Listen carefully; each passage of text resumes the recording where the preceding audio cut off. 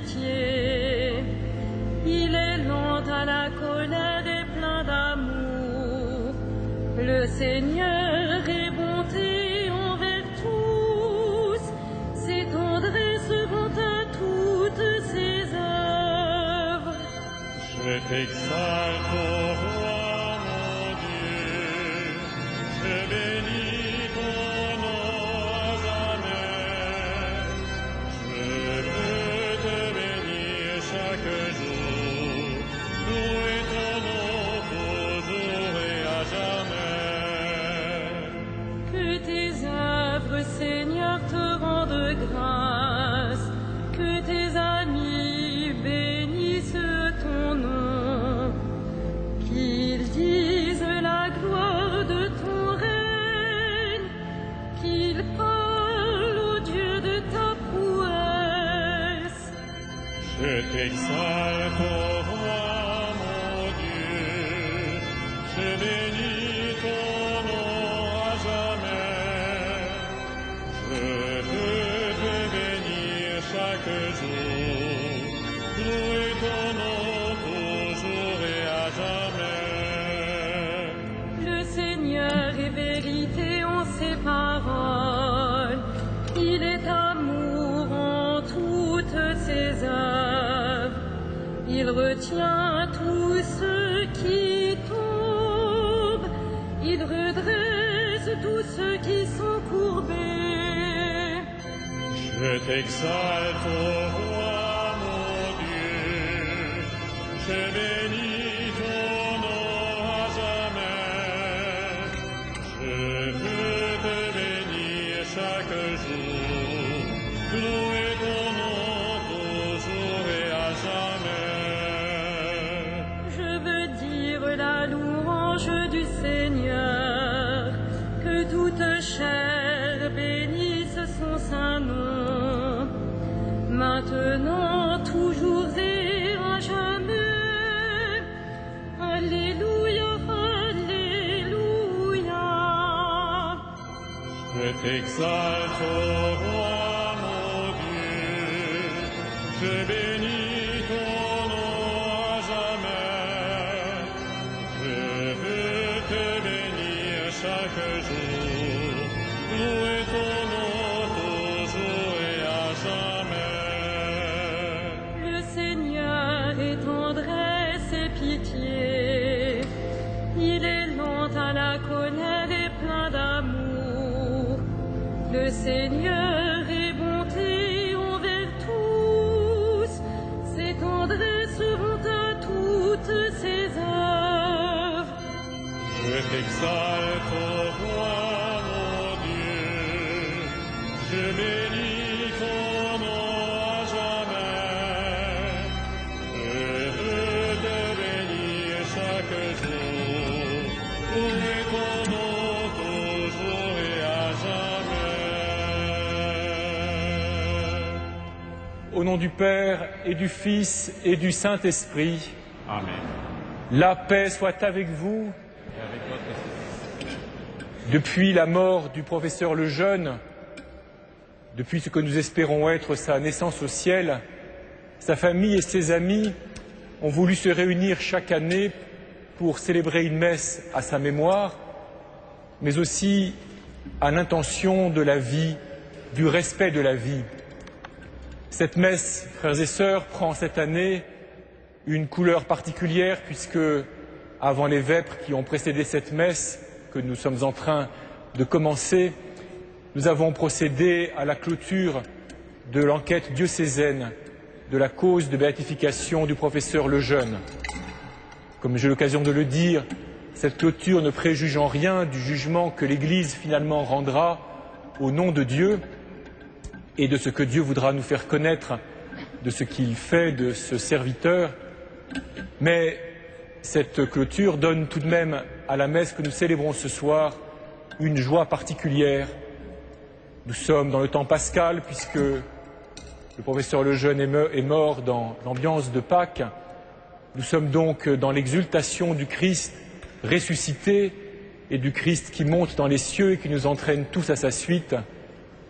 Nous sommes heureux d'être rassemblés ainsi pour présenter au Seigneur notre supplication pour son serviteur, mais aussi pour cette grande cause du respect de la vie, dont vous savez bien que de bien des manières, elle est sans cesse à reprendre.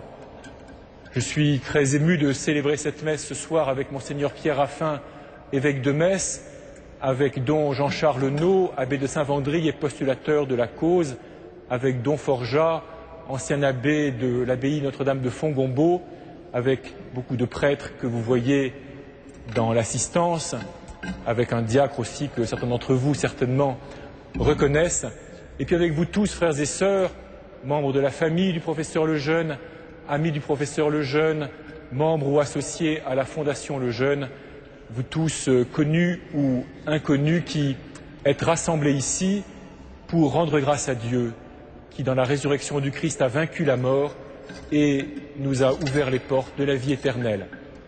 Au seuil de cette messe, d'abord, renouvelons notre joie en faisant mémoire de notre baptême, nous qui avons la grâce d'avoir été plongés dans la mort et la résurrection du Seigneur.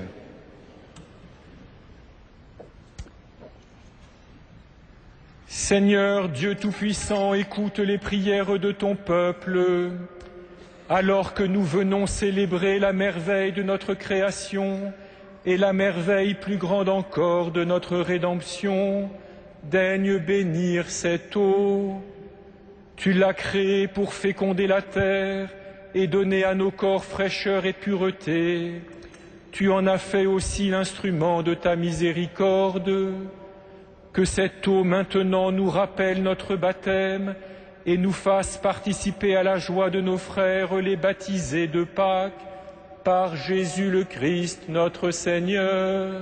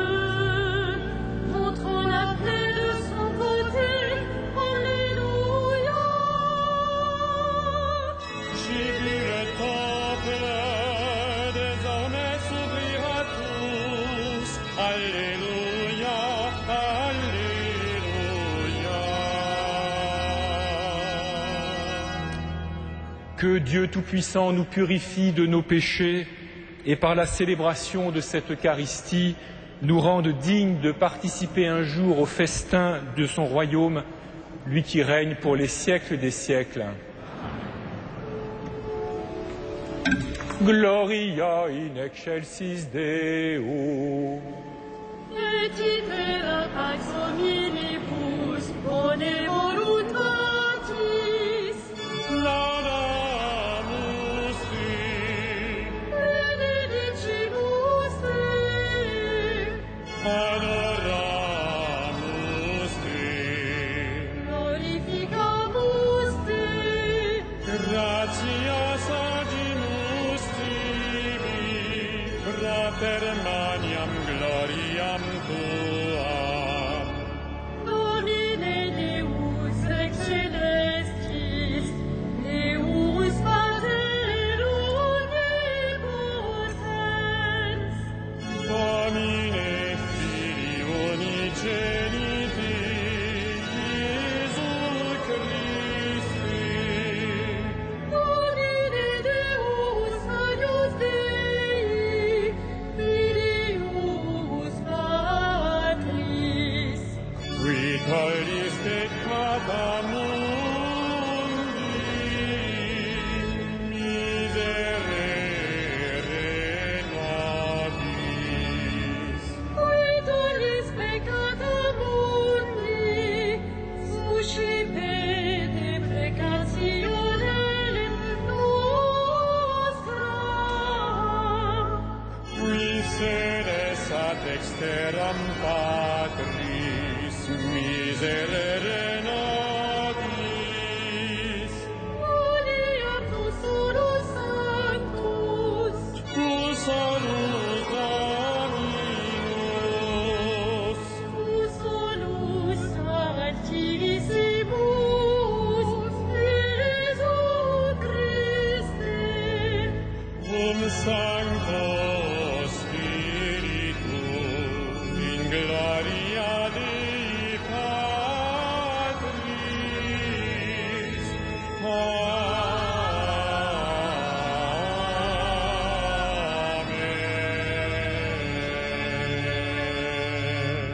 Prions le Seigneur.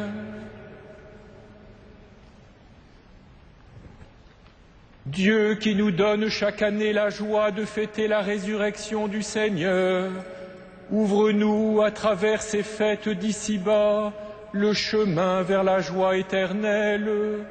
Par Jésus-Christ, ton Fils, notre Seigneur et notre Dieu, qui règne avec toi et le Saint-Esprit, maintenant et pour les siècles des siècles. Amen.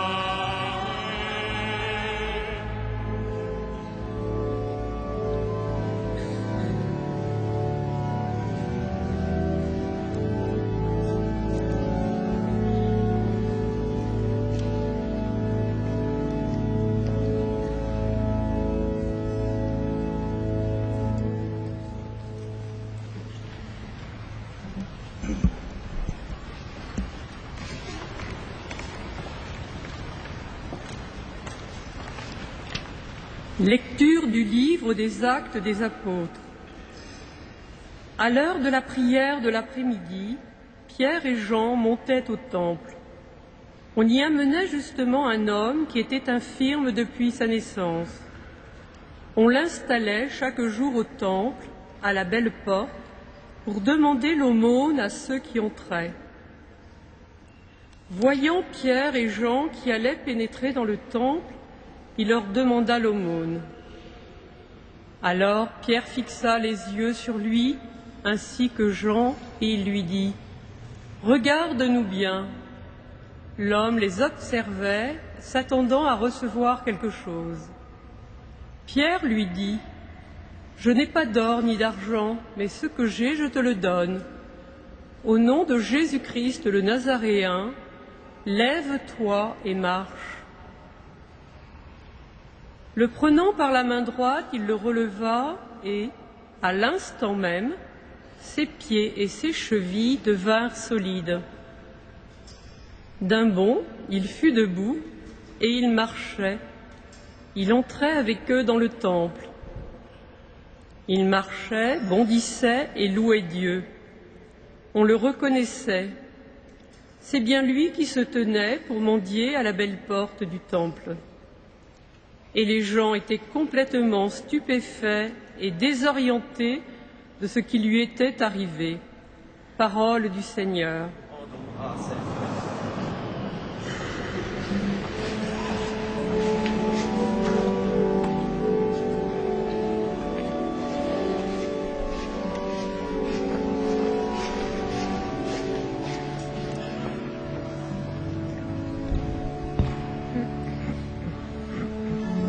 Le Seigneur a fait merveille, nous voici dans la joie. Le Seigneur a fait merveille, nous voici dans la joie.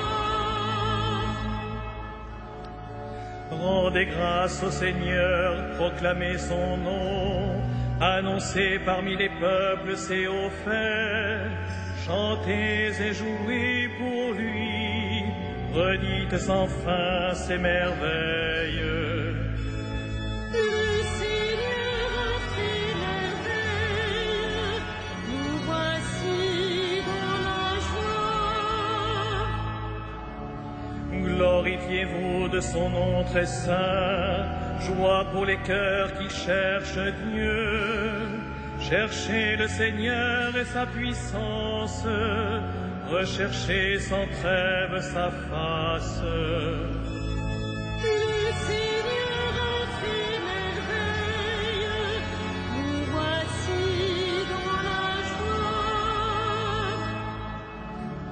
Vous, la race d'Abraham, son serviteur, les fils de Jacob qu'il a choisis, le Seigneur, c'est lui notre Dieu, ses jugements font loi pour l'univers. Le Seigneur a fait merveille, nous voici dans la joie.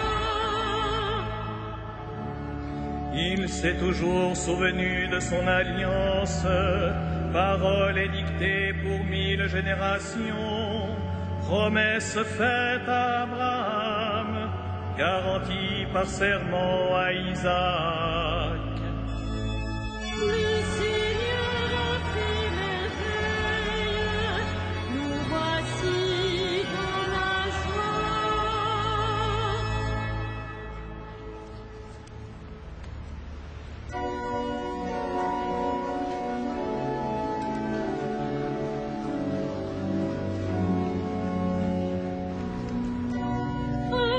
Alléluia, Alléluia, Alléluia.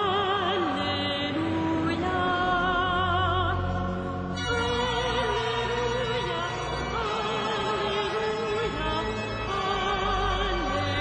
Alléluia, Alléluia. Voici le jour que fit le Seigneur, qu'il soit pour nous jour de fête et de joie. Alléluia, Alléluia, Alléluia.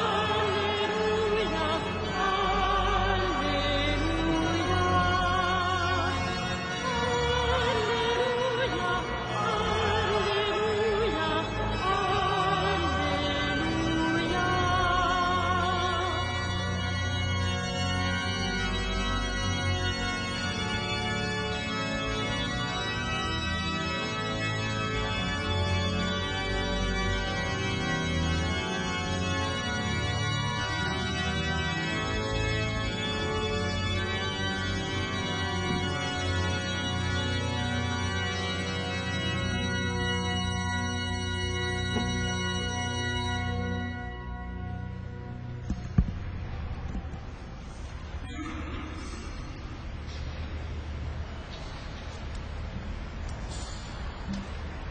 Le Seigneur soit avec vous. Évangile de Jésus-Christ selon saint Luc.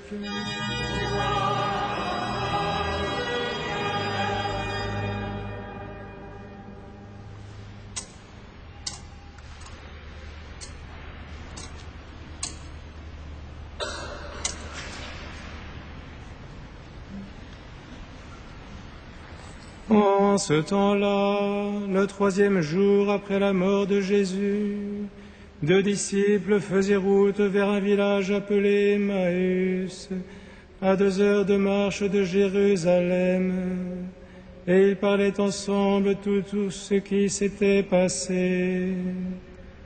Or, tandis qu'ils parlaient et discutaient, Jésus lui-même s'approcha et il marchait avec eux. Mais leurs yeux étaient aveuglés et ils ne le reconnaissaient pas. Jésus leur dit, « De quoi causiez-vous donc tout en marchant ?» Alors ils s'arrêtèrent tout tristes. L'un d'eux, nommé Cléophas, répondit, « Tu es bien le seul de tous ceux qui étaient à Jérusalem à ignorer les événements de ces jours-ci. » Il leur dit, « Quels événements ?» Ils lui répondirent, « Ce qui est arrivé à Jésus de Nazareth. Cet homme était un prophète puissant par ses actes et ses paroles devant Dieu et devant tout le peuple. Les chefs des prêtres et nos dirigeants l'ont livré. Ils l'ont fait condamner à mort et ils l'ont crucifié. Et nous qui espérions qu'il serait le libérateur d'Israël. Avec tout cela, voici déjà le 3e jour qui passe depuis que c'est arrivé. À vrai dire, nous avons été bouleversés par quelques femmes de notre groupe.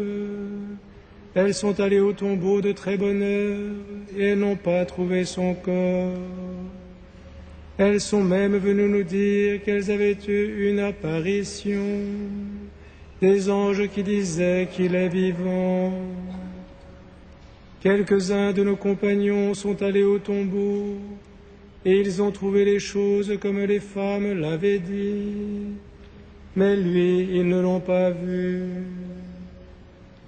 Il leur dit alors, « Vous n'avez donc pas compris, comme votre cœur est lent à croire tout ce qu'ont dit les prophètes. Ne fallait-il pas que le Messie souffrit tout cela pour entrer dans sa gloire ?» Et en partant de Moïse et de tous les prophètes, il leur expliqua dans toute l'Écriture ce qui le concernait. Quand ils approchèrent du village où ils se rendaient, Jésus fit semblant d'aller plus loin. Mais ils s'efforcèrent de le retenir. « Reste avec nous, le soir approche et déjà le jour baisse. » Il entra donc pour rester avec eux. Quand il fut à table avec eux, il prit le pain, dit la bénédiction, le rompit et le leur donna. Alors leurs yeux s'ouvrirent et ils le reconnurent, mais il disparut à leur regard. Alors ils se dirent l'un à l'autre, « Notre cœur n'était-il pas brûlant en nous, tandis qu'il nous parlait sur la route et qu'il nous faisait comprendre les Écritures ?» À l'instant même, ils se levèrent et retournèrent à Jérusalem. Ils y trouvèrent réunis les 11 apôtres et leurs compagnons qui leur dirent, « C'est vrai, le Seigneur est ressuscité. Il est apparu à Simon-Pierre. » À leur tour, ils racontaient ce qui s'était passé sur la route et comment ils l'avaient reconnu quand il avait rompu le pain. Acclamons la parole de Dieu.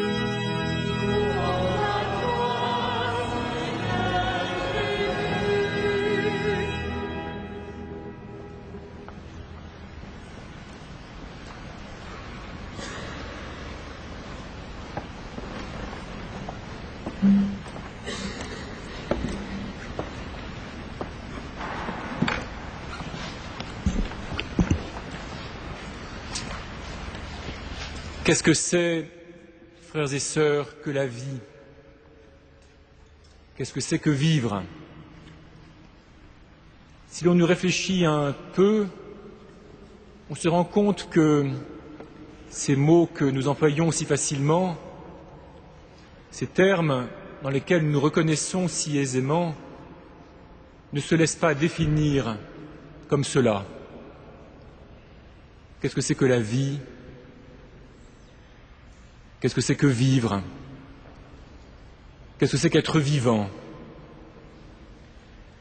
Peut-être la meilleure définition consiste-t-elle à dire que celui qui est vivant, c'est celui qui donne la vie, en tout cas celui qui est capable de la donner, de la communiquer, de la partager, de la transmettre. Celui qui est vivant, c'est celui qui peut rendre les autres vivants.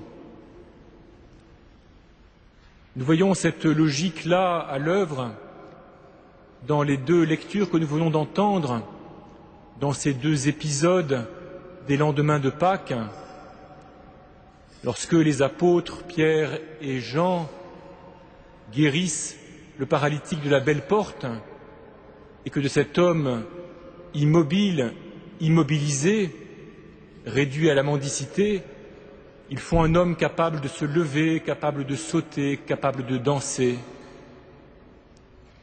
Nous voyons cette logique déjà à l'œuvre le soir de Pâques, dans cet épisode si connu des disciples d'Emmaüs, lorsque Jésus vient vers ces deux hommes qui s'en allaient tout tristes, et lorsque, après le geste que Jésus fait dans l'auberge, ces deux-là se retrouvent le cœur tout brûlant et se précipitent à Jérusalem, aussitôt, nous dit saint Luc, sans attendre, pour aller porter ce qu'ils viennent d'expérimenter, de découvrir aux autres qui s'imaginent être dans la tristesse et qui pourtant déjà ont bénéficié aussi d'une apparition, d'une venue de Jésus à eux.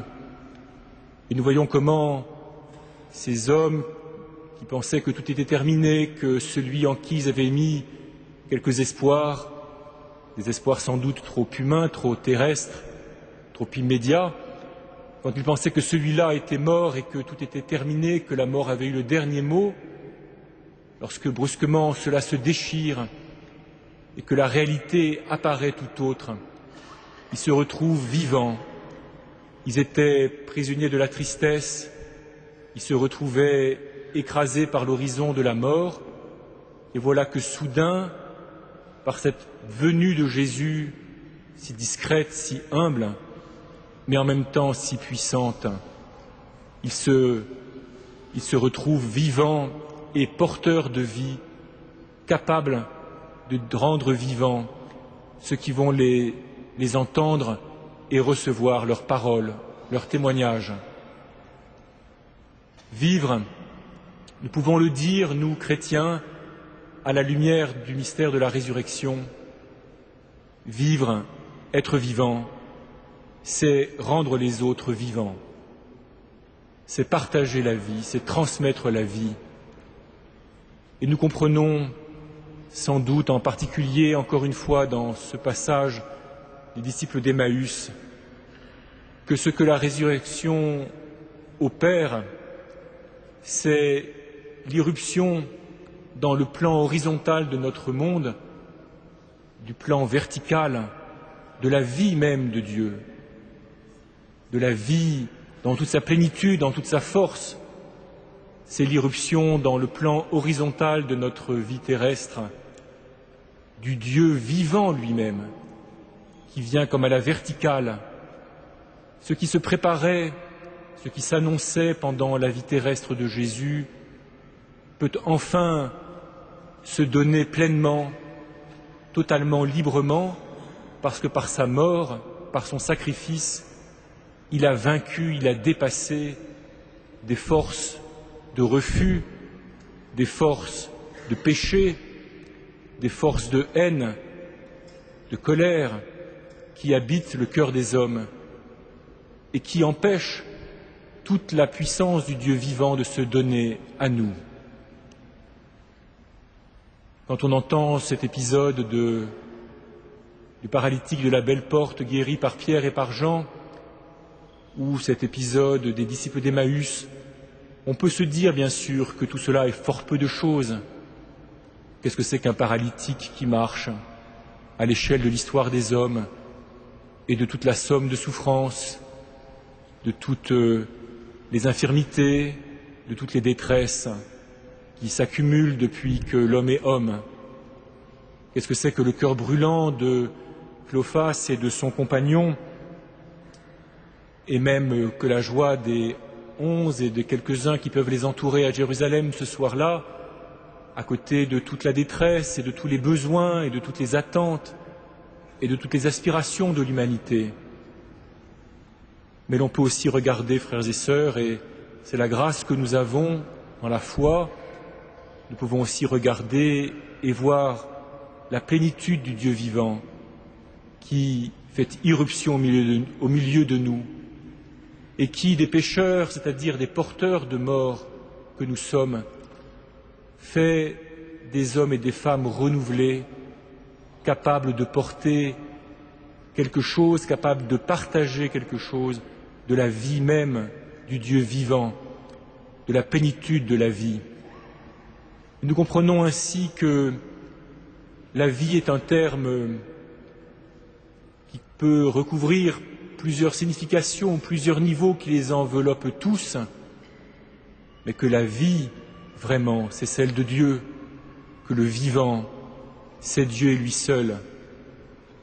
Chaque fois que nous célébrons l'Eucharistie, au moins chaque fois que nous célébrons l'Eucharistie, nous faisons l'expérience de cette irruption à la verticale venant percer le plan horizontal de nos existences, du Dieu vivant et de Jésus totalement vivant qui vient nous rendre, nous aussi, des vivants au plein sens de ce terme. Mais de contempler cela nous aide aussi peut-être, frères et sœurs, à comprendre l'ambiguïté redoutable dans laquelle se trouve l'humanité depuis quelques siècles. C'est que pendant des millénaires, finalement, la vie, et en particulier la vie humaine, a été une réalité intouchable. On pouvait la donner, mais d'une façon que l'on ne comprenait guère. On pouvait la détruire, ça c'est ce qu'il y a de plus facile à faire aux hommes. Écraser, tuer. Mais on ne pouvait guère faire beaucoup plus. On était devant un mystère, une énigme, de quelque façon qu'on essaie de le comprendre ou de le percer. Mais voilà que depuis quelques siècles, peut-être maintenant, nous sommes capables, nous les hommes, d'améliorer la vie. Nous sommes capables de guérir et de soigner. La médecine ne se contente pas simplement de retarder plus ou moins efficacement la venue de la mort, elle peut guérir pour de vrai, elle peut rendre la vie, au moins en apparence, à un premier regard, à ceux qui paraissent voués à la mort, ou qui seraient voués à la mort si on laissait la maladie qui les a saisis faire toute leur œuvre en eux. La médecine peut guérir, elle peut soigner, elle peut donner la vie, et cela nous fascine, et cela transforme profondément le regard que nous avons jeté, que nous portons sur la vie. C'est un très grand défi qui est jeté à notre humanité, c'est un très grand défi qui met en cause la profondeur de notre regard sur ce qu'est la vie. Ce fut certainement la grandeur de notre frère Jérôme le Jeune, le serviteur de Dieu à la mémoire de qui nous célébrons la messe ce soir et dont nous avons, encore une fois, conclu tout à l'heure la phase diocésaine du procès de béatification. Ce fut certainement sa grandeur d'être un médecin, un généticien, un homme capable, avec tous les moyens de la science moderne, de chercher à percer le mystère de la vie, le secret de la vie, de comprendre ses mécanismes les plus intimes, et en même temps de garder le sens profond, un sens extraordinairement riche, un sens même charnel de ce mystère de la vie. Ça a été sa grandeur d'être capable de jeter un regard scientifique et de déployer, de scruter scientifiquement la réalité de la vie humaine et en même temps d'être toujours un contemplatif du mystère que cette vie recèle. Ça a été sa grandeur de ne pas laisser sa compétence scientifique venir absorber son regard contemplatif, de même que c'était sa grandeur de ne pas laisser son regard contemplatif l'empêcher de scruter avec les moyens qu'il a plu à la Providence de laisser aux mains des hommes, de scruter les mécanismes de la vie pour essayer de faire du bien, pour essayer de soulager, pour essayer de guérir, pour essayer d'écarter des uns ou des autres des maladies qui peuvent, ou des handicaps qui peuvent rendre la vie terrestre plus compliquée, plus difficile, plus lourde. Depuis quelques siècles, nous découvrons que le Dieu créateur n'a pas enfermé le mystère de la vie dans une sorte de monde inaccessible à nos prises, si bien que nous n'aurions d'autre ressource que de nous prosterner devant lui en quelque sorte. Le Dieu créateur permet que les hommes puissent aller très loin, et peut-être encore plus loin que nous ne pouvons imaginer aujourd'hui, dans la compréhension des mécanismes de la vie terrestre.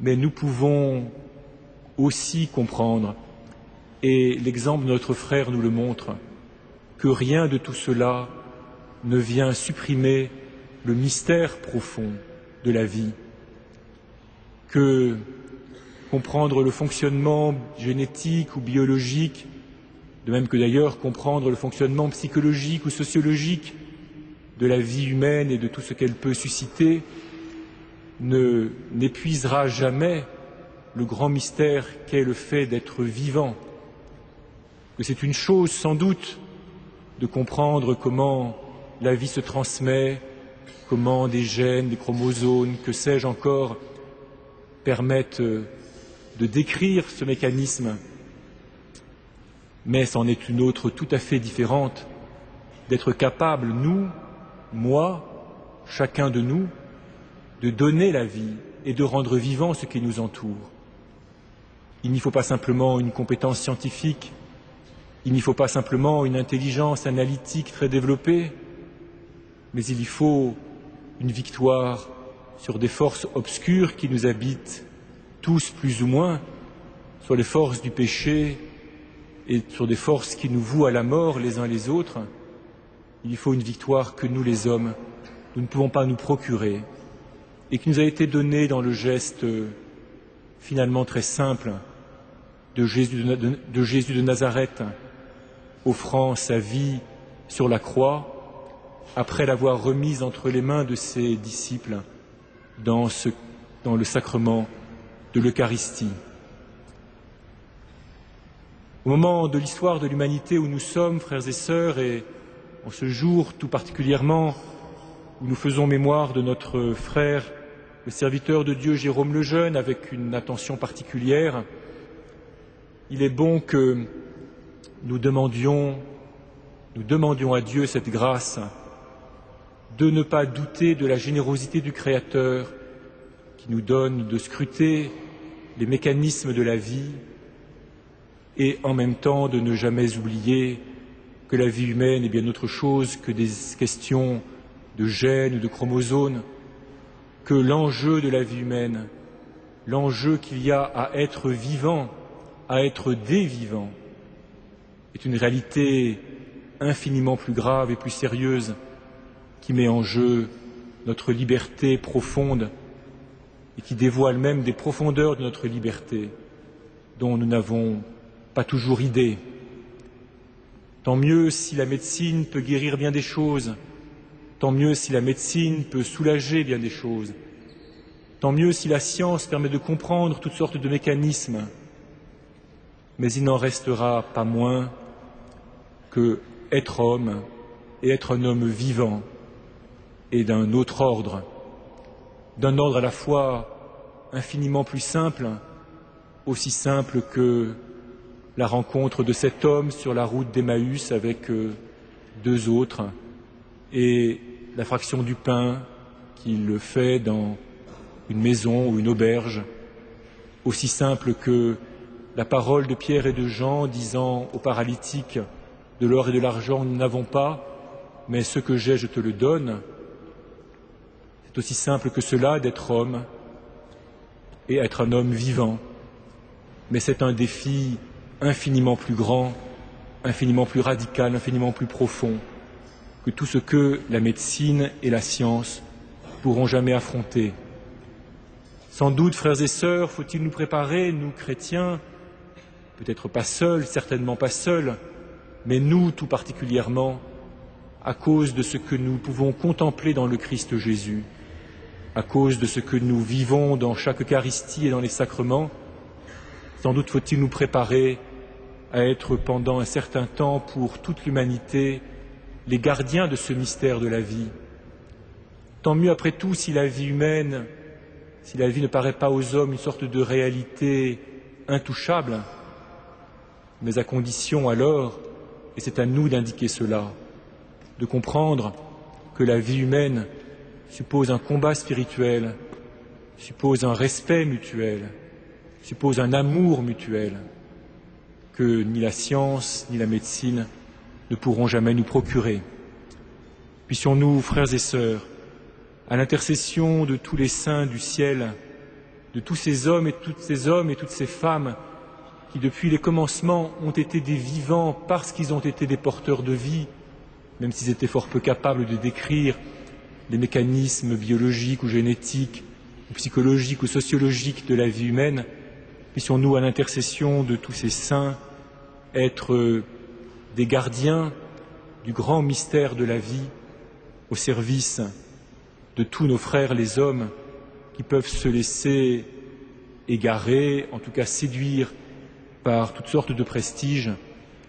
Puissions-nous ne pas, encore une fois, ne pas douter de la générosité du Dieu créateur, mais être aussi toujours davantage conscients que ce que nous avons reçu de Dieu, nous avons à le donner à notre tour avec abondance. Amen.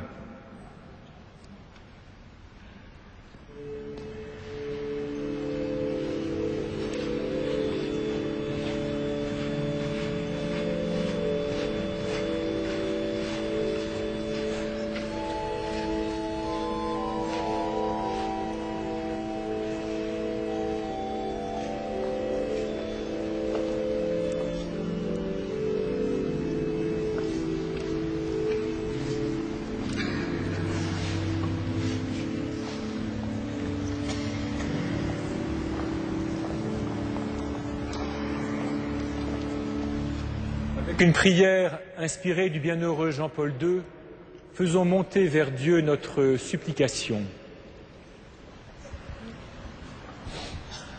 Regarde, ô Christ, le nombre immense des enfants que l'on empêche de naître, les personnes handicapées, les vieillards, toutes les victimes de la violence.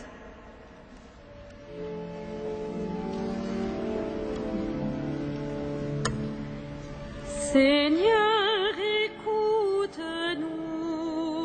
Seigneur, exauce-nous. Seigneur, écoute-nous. Seigneur, exauce-nous. Soutiens avec la tendresse, écoute l'appel des personnes malades.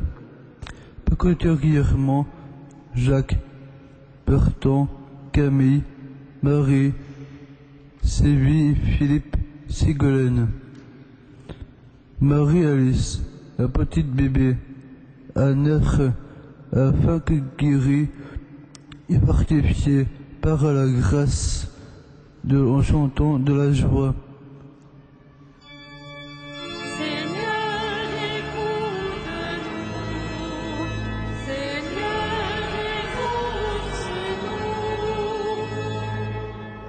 Fais que ceux qui croient en toi sache annoncer aux hommes de notre temps, avec fermeté et amour, l'évangile de la vie.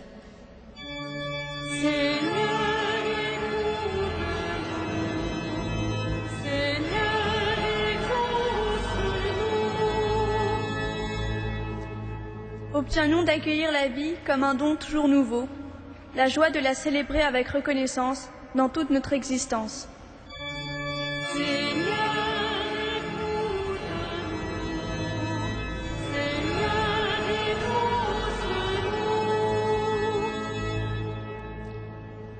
En ton cœur sacré, consacre nos vies à la louange et à la gloire de Dieu, Créateur qui aime la vie.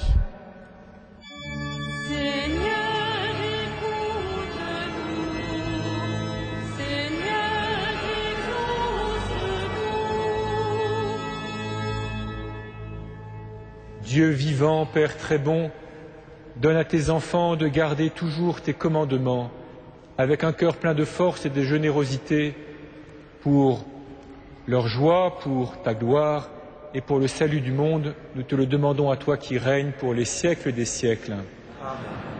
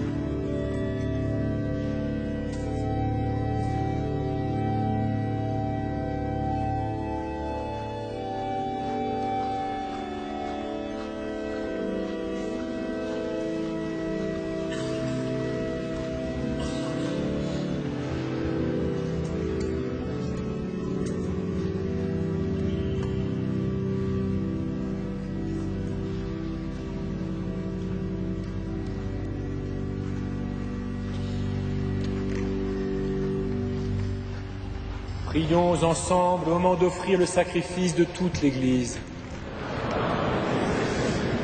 Accueille, Seigneur, le sacrifice qui rachète les hommes, et dans ton action bienveillante, procure-nous le salut de l'esprit et du corps par Jésus le Christ, notre Seigneur. Le Seigneur soit avec vous. Élevons notre cœur. Rendons grâce au Seigneur notre Dieu. Vraiment, il est juste et il est bon de te glorifier, Seigneur, en tout temps, mais plus encore aujourd'hui où le Christ, notre Pâque, a été immolé, car il est l'agneau véritable qui a enlevé le péché du monde. En mourant, il a détruit notre mort. En ressuscitant, il nous a rendu la vie. C'est pourquoi le peuple des baptisés, rayonnant de la joie pascale, exulte par toute la terre, tandis que les anges dans le ciel chantent sans fin l'hymne de ta gloire.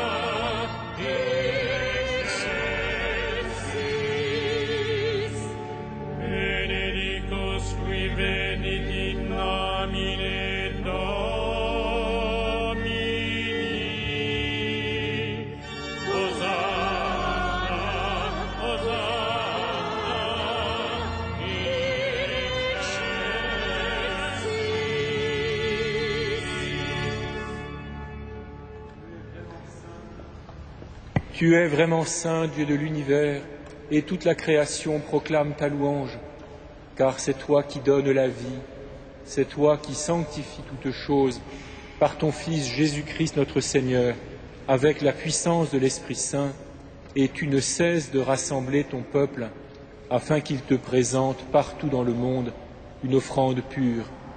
C'est pourquoi nous voici rassemblés devant toi, et dans la communion de toute l'Église, nous célébrons le jour très saint où ressuscita selon la chair notre Seigneur Jésus-Christ. Par lui que tu as élevé à ta droite, Dieu Tout-Puissant, nous te supplions de consacrer toi-même les offrandes que nous apportons. Sanctifie-les par ton Esprit pour qu'elles deviennent le corps et le sang de ton Fils, Jésus-Christ notre Seigneur, qui nous a dit de célébrer ce mystère. La nuit même où il fut livré, il prit le pain, en te rendant grâce, il le bénit, il le rompit et le donna à ses disciples en disant : « Prenez et mangez-en tous. Ceci est mon corps livré pour vous. »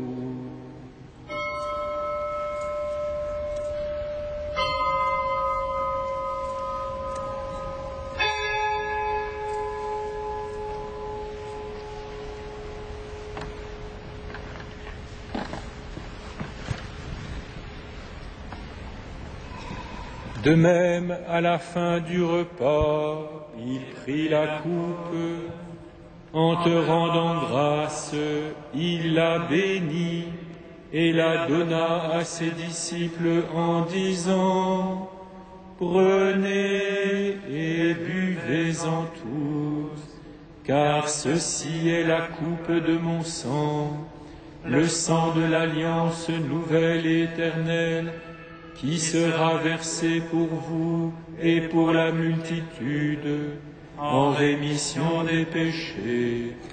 Vous ferez cela en mémoire de moi. »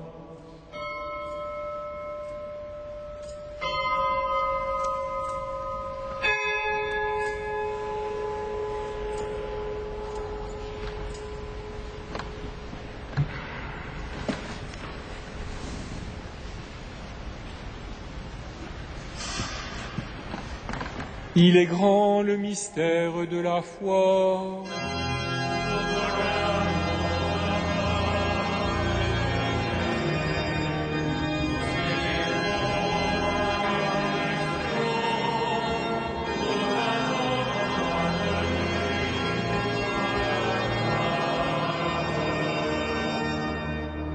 En faisant mémoire de ton Fils, de sa passion qui nous sauve, de sa glorieuse résurrection et de son ascension dans le ciel, alors que nous attendons son dernier avènement, nous présentons cette offrande vivante et sainte pour te rendre grâce. Regarde, Seigneur, le sacrifice de ton Église et daigne y reconnaître celui de ton Fils qui nous a rétablis dans ton alliance. Quand nous serons nourris de son corps et de son sang et remplis de l'Esprit Saint, accorde-nous d'être un seul corps et un seul esprit dans le Christ.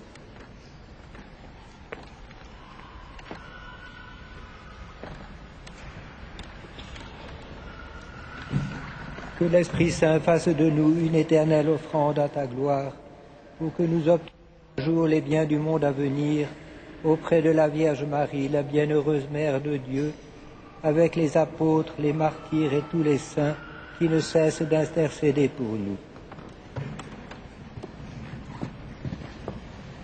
Et maintenant nous te supplions, Seigneur, par le sacrifice qui nous réconcilie avec toi, étends au monde entier le salut et la paix.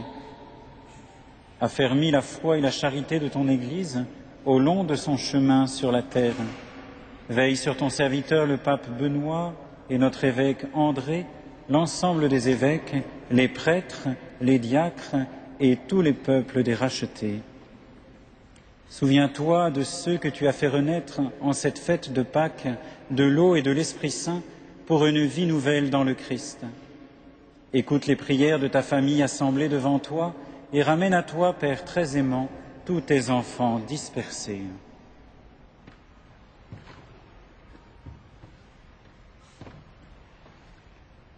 Pour nos frères et sœurs défunts, pour toutes les personnes qui ont quitté ce monde et dont tu connais la droiture, nous te prions.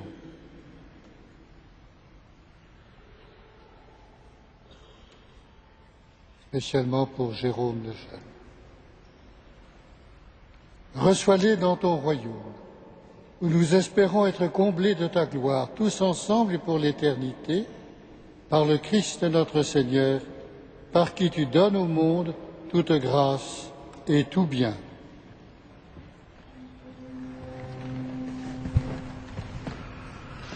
Par lui, avec lui et en lui. À toi, Dieu le Père Tout-Puissant, dans l'unité du Saint-Esprit. Honneur et toute gloire pour les siècles des siècles.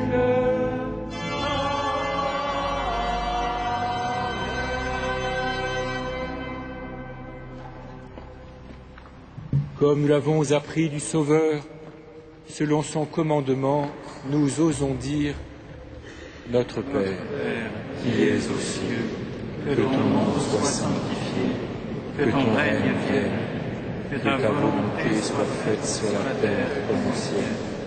Donne-nous aujourd'hui notre pain de ce jour. Pardonne-nous nos offenses, comme nous pardonnons aussi à ceux qui nous ont offensés. Et ne nous soumets pas à la tentation, mais délivre-nous du mal. Délivre-nous de tout mal, Seigneur, et donne la paix à notre temps. Par ta miséricorde, libère-nous du péché, rassure-nous devant les épreuves, en cette vie où nous espérons le bonheur que tu promets et l'avènement de Jésus-Christ, notre Sauveur.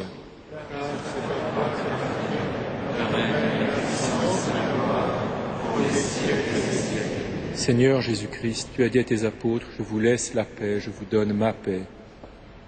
Ne regarde pas nos péchés, mais la foi de ton Église.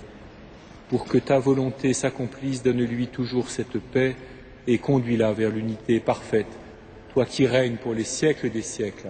Amen. Que la paix du Seigneur soit toujours avec vous. Et avec votre esprit. Frères et sœurs, dans la charité du Christ, donnez-vous la paix.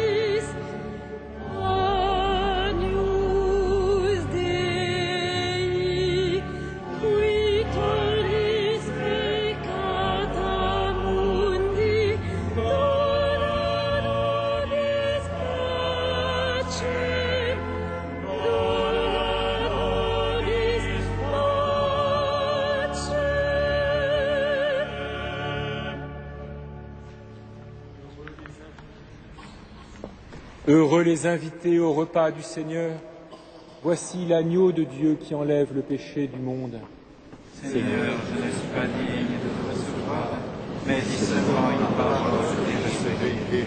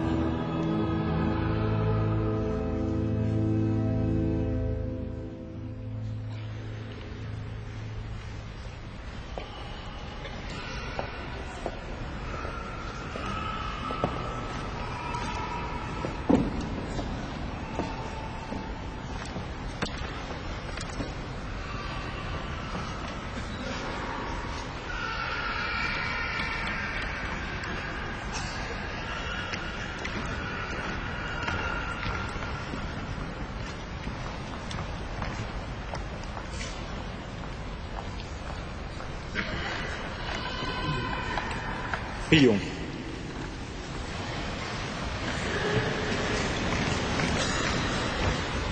Nous te le demandons, Seigneur, que cette communion au mystère de ton Fils nous fasse entrer libres de tout vieillissement dans la nouvelle création par Jésus le Christ, notre Seigneur.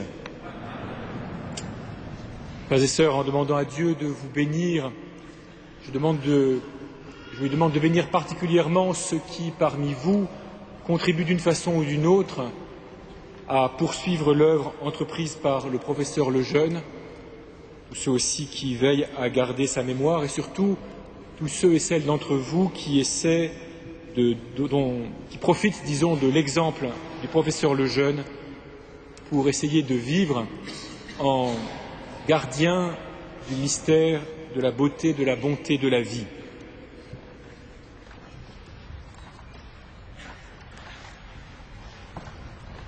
Je renouvelle mes remerciements à don Jean-Charles Naud, abbé de Saint-Vendry et postulateur de la cause, à don Forjat, ancien abbé de Fongombo, qui nous a rejoints pour cette célébration, et puis à tous ceux qui ont travaillé aussi à la cause de béatification dont nous avons conclu aujourd'hui l'enquête diocésaine. Le Seigneur soit avec vous. Que demeure en vous la grâce de Dieu, la grâce pascale qu'il vous offre aujourd'hui, qu'elle vous protège de l'oubli et du doute. Amen. Par la résurrection de son Fils, il vous a déjà fait renaître, qu'il vous rappelle toujours à cette joie que rien, pas même la mort, ne pourra vous ravir. Ils sont finis les jours de la passion. Suivez maintenant les pas du ressuscité. Suivez-le désormais jusqu'à son royaume, où vous posséderez enfin la joie parfaite. Amen. Et que Dieu Tout-Puissant vous bénisse, le Père, le Fils et le Saint-Esprit.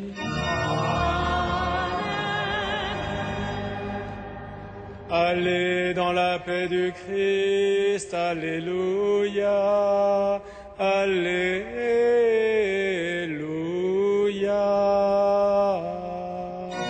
Nous rendons grâce à Dieu, alléluia,